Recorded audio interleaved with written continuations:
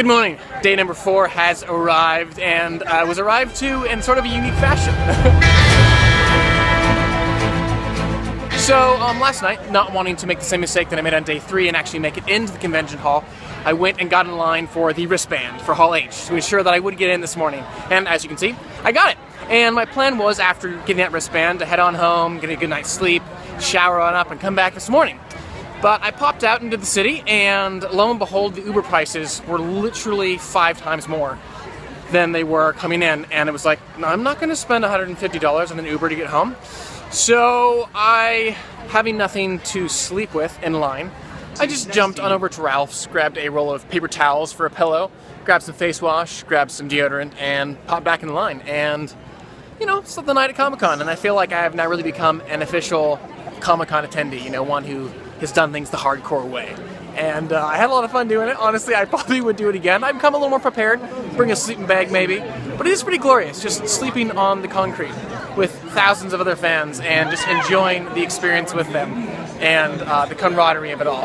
And I just wanted to walk you specifically to my seat because, you know, after waiting in the line for 12 hours yesterday, not getting in and having to sleep overnight, I want some good payoff, right? I want to feel like it was worth it. So, to put things in perspective, here is the stage. That's what the stage is. Here is my seat. So, I think we succeeded, guys. Well done.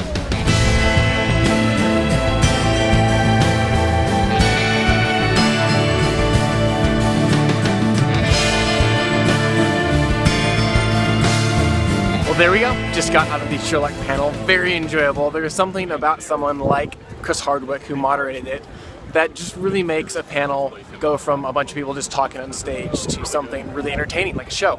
And he has a great back and forth with the actors, has enough prepared questions, but also has enough just the ability to bounce off what they're actually talking about and run with that versus just, you know, change directions all the time. So really enjoyable because of him.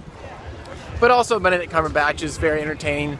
Mark Gatiss and Stephen Moffat are endlessly mischievous and have a lot of fun.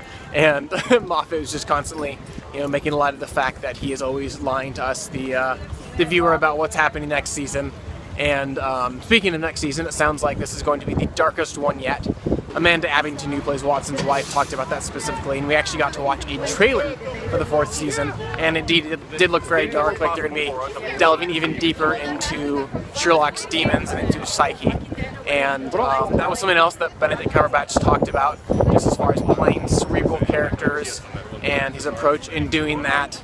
And he made the joke that the trick to playing a cerebral character and making that character convincing is just found in the brilliance of the writing and complimenting how brilliant the writing is. And speaking of the writing as well, it is just amazing how generous these guys are with their time. They're literally flying home tonight. It's Sunday right now, and on Tuesday they have a huge scene between Mycroft and Sherlock that they're filming. So just the fact that they would fly all this way and spend time with us is great. I love that. One of the other questions that Mr. Cumberbatch was asked is there much improvisation between he and the other actors on set? And he was actually describing it that no, there's not a whole lot of that, not room for jazz, as he described it. The kind of the pulse and the music of the script being so tight already, and I just thought that was a great way of describing things. And the final little bit that they left us with were 3 names that are important to this 4th season of Sherlock, and those names are Thatcher, Smith, and Sherringford. And I actually, without researching it, I have no idea what any of those mean, but I'm sure some of you Sherlock aficionados do know, and actually if you do know, comment below and let the rest of us know. But that was kind of fun, a fun way of teasing things. And again, you could just tell that Mark Gatiss and Stephen Moffat loved that. They love being the people that kind of give us breadcrumbs, little clues as to what's happening, and allow us to be the Sherlock detectives, so to speak. So all in all, great panel. Really enjoyed that I stayed up the whole night for it. I didn't stay up the whole night, but you know, stayed out the whole night for it. And yeah, I've really enjoyed Comic-Con, guys. This is the kind of the end, the grand finale of my experience here, and I learned a lot about it. If you guys have any specific questions about any of the panels that I've mentioned, if I didn't give enough detail on them, definitely comment below and ask, and I will be happy to answer one of your guys' questions. But until then, guys, thanks so much for watching. Thanks so much for going on this journey with me, and I'll talk to you guys all later. Cheers.